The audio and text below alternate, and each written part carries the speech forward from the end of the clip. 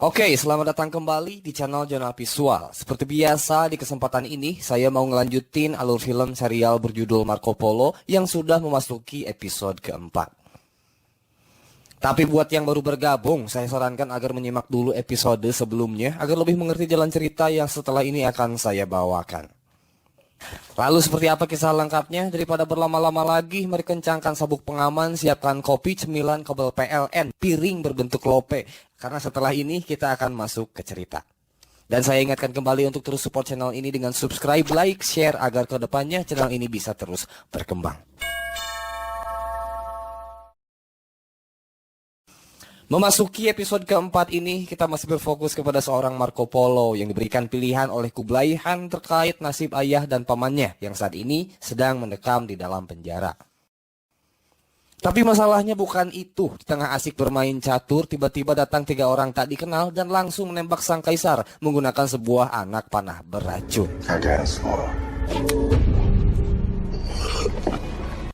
Alhasil Marco Polo dibuat rewas dan akhirnya masalah dapat teratasi setelah prajurit terbaik istana muncul untuk menangani para pembunuh tersebut.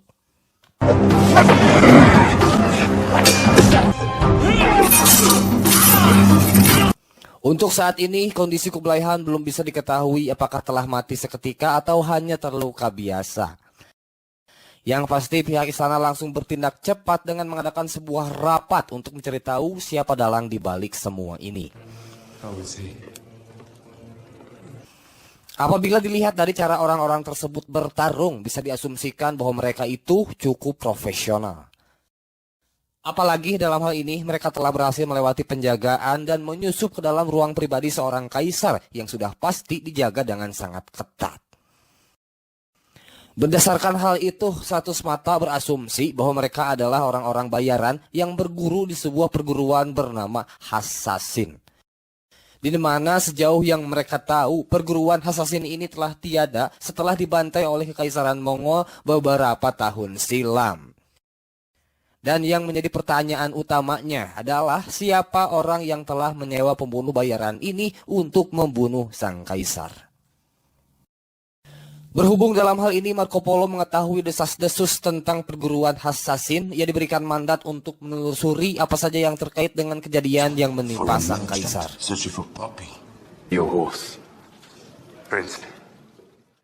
Sebelum berangkat, Marco diberitahu oleh 100 mata bahwa perguruan Hasasin ini dipimpin oleh seorang kesatria hebat yang sering disebut sebagai si orang tua.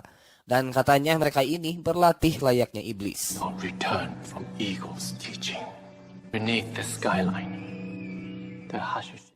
Berbekal informasi tersebut, berangkatlah Marco, Biamba beserta beberapa prajurit lainnya dari istana. Setelah melalui perjalanan beberapa hari, akhirnya mereka tiba di kaki gunung dan menepi di sebuah tempat yang diketahui sebagai pusat perdagangan di wilayah tersebut. Tak seorang pun di sana yang mengetahui letak di mana tempat yang sedang mereka cari. Mereka seperti ketakutan ketika ditanya seputar lokasi gerbang surga, meskipun telah ditawarkan permata batu giok putih sebagai imbalan. Tapi sepertinya sang pemilik tempat tertarik dengan penawaran seorang Marco dan di situ mereka langsung ngobrol panjang lebar untuk bernegosiasi. You are a fool. Singkatnya, pada keesokan hari, Marco dan Biamba dibawa si pemilik tempat itu ke sebuah tempat yang disinyalir sebagai tempat pertemuan mereka dengan si orang tua. Di situ pula, Biamba dan Marco dipersilahkan untuk menghisap sebuah pipa opium. Karena itu, mereka pun kemudian berhalusinasi dan setelah tersadar, mereka mendapati si orang tua tengah duduk bersamanya. Call me by that name, yes. Tak begitu jelas informasi yang didapat dari si orang tua ini, yang pasti dia memberitahu kalau orang-orang yang dilatihnya telah dibayar oleh seseorang yang masih berada di dalam ruang lingkup Kekaisaran Mongolia. Dalam hal ini, Marco mengira-ngira bahwa sosok yang dimaksud kemungkinan adalah Sangga, mantan atasannya ketika bekerja sebagai pemungut pajak. Tapi kan tahu sendiri, Sangga telah dihukum mati dan pertanyaan selanjutnya, siapa yang menyuruh Sangga? Sebetulnya sebelum mereka berdua pulang, Biamba menyarankan kepada Marco untuk pergi dan minggat dari istana selagi Marco memiliki kesempatan untuk kabur. Namun entah mengapa Marco lebih memilih untuk kembali dan menjalankan tugasnya seperti biasa. Mungkin saat itu ia masih mempedulikan soal nasib ayahnya yang masih berada di dalam penjara.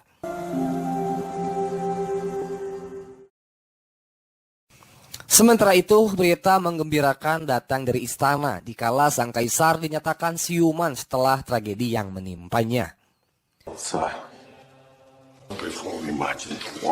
Di saat yang bersamaan pula, Biamba dan Marco telah kembali dengan membawa berita dari si orang tua.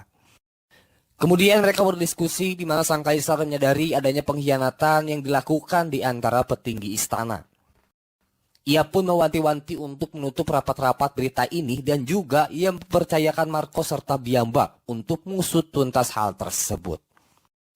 Setelah mendiskusikan hal ini bersama sang kaisar, Marco kemudian menyinggung soal nasib ayahnya yang saat ini berada di ambang hukuman mati. I hoped you would spare them. Atas permohonan Marco, sang kaisar akhirnya berbaik hati dengan menghukum Niccolo dan Maffeo hanya diseret menggunakan besi panas. Setelah dibebaskan, Niccolo dan Maffeo memutuskan untuk pergi dan kembali ke kampung halamannya di Eropa. Namun Marco tak sedikit pun merasa keberatan ditinggal sang ayah karena di tempat ini ia telah memiliki kehidupannya sendiri. Selepas kepergian Niccolo Polo, datanglah Putri Kutulun dari tanah Karakorum dengan maksud memberikan perlindungan tambahan kepada sang kaisar. Sementara kota kekaisaran termasuk sang kaisar tengah dalam masa persiapan menyambut hari perayaan yang bertajuk Pesta Bulan Putih. Lalu disitulah Kutulun dan Putri Biru diajak oleh Ratu Chabi untuk berkeliling di sekitar kota kekaisaran. We distribute 100. Nah, yang menjadi poin pentingnya di sini, ternyata Ratu Chabi tengah mempertimbangkan seorang Putri Biru untuk menjadi istri kedua Pangeran Jingim.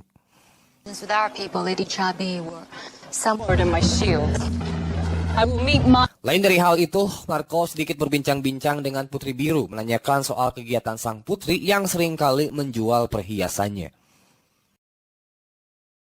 Kemudian Marco bertemu dengan teman dekatnya Putri Biru dan di situ ia diberitahu oleh pria tersebut kalau Putri Biru diam-diam tengah merencanakan pelarian diri dari kota kekaisaran. It will be you and but you will live.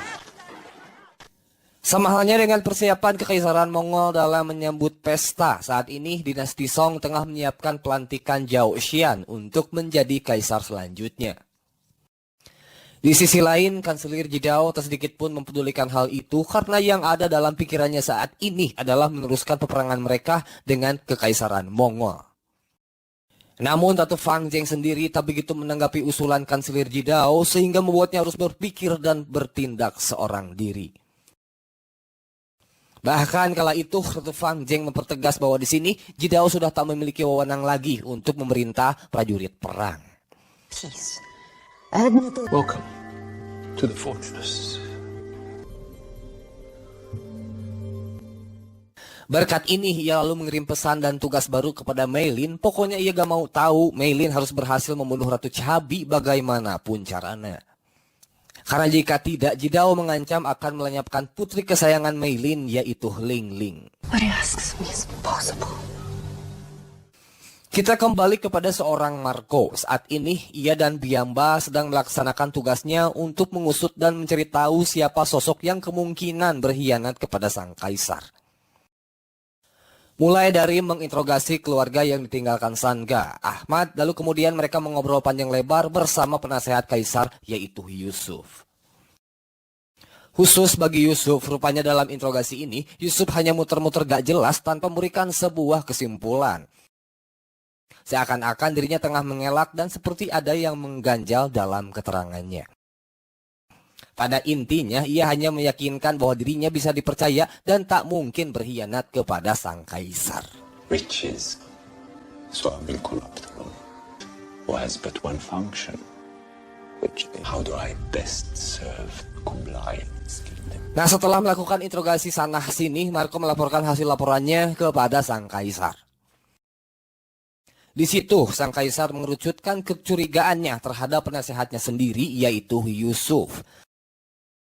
Tapi Marco tak berani mengiyakan kecurigaan sang kaisar karena di sini ia masih belum memiliki bukti. Ternyata sang kaisar telah sengaja menggiring Marco untuk menitik beratkan sosok Yusuf sebagai kandidat terduga pelaku pengkhianatan. Karena sebenarnya di sini sang kaisar tengah menguji apakah Marco akan menyalahkan Yusuf atau tidak. Berkat itu, kaisar dan Yusuf semakin percaya kalau Marco tak memiliki keterlibatan di dalam pengkhianatan terhadap dirinya. Kill. Kembali kepada sosok Mei Lin, saat ini dirinya tengah dalam upaya untuk membunuh Ratu Chabi. Kebetulan saat itu tengah datang gilirannya untuk melayani sang kaisar. Dengan bantuan racun yang diletakkan di mulutnya, Mei Lin kemudian beraksi bersama beberapa selir kaisar. Naas, ketika tiba saatnya Mei Lin untuk menyosor mulut Ratu Chabi, Ratu Chabi sendiri merasa enggan dan membelokkan mulut si Mei Lin kepada selir lainnya. Seketika, selir yang dicium Mei Lin ini langsung mati dan percobaannya untuk membunuh Ratu Chabi sirna di saat itu juga. Terlepas dari itu, rakyat kota kekaisaran sudah berkumpul di gerbang istana menyambut pesta bulan putih yang diadakan di malam tersebut. Musik telah dimainkan dan pesta itu dimeriahkan oleh aksi tarian orang-orang berkuda. Nah, di tengah kemeriahan ini, perhatian kita tertuju kepada seorang Mei Lin yang sudah berada di titik frustasi. Mengingat apabila dirinya gagal dalam melakukan aksinya, nyawa sang putri yang dipertaruhkan.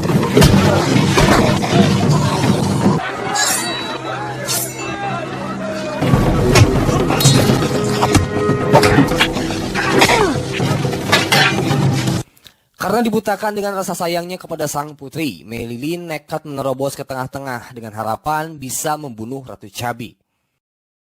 Namun naasnya, tak lama kemudian Mei Lin akhirnya terjatuh dengan panah yang ditembakkan oleh Ratu Chabi. Dengan demikian, scene tersebut sekaligus menutup perjumpaan kita kali ini.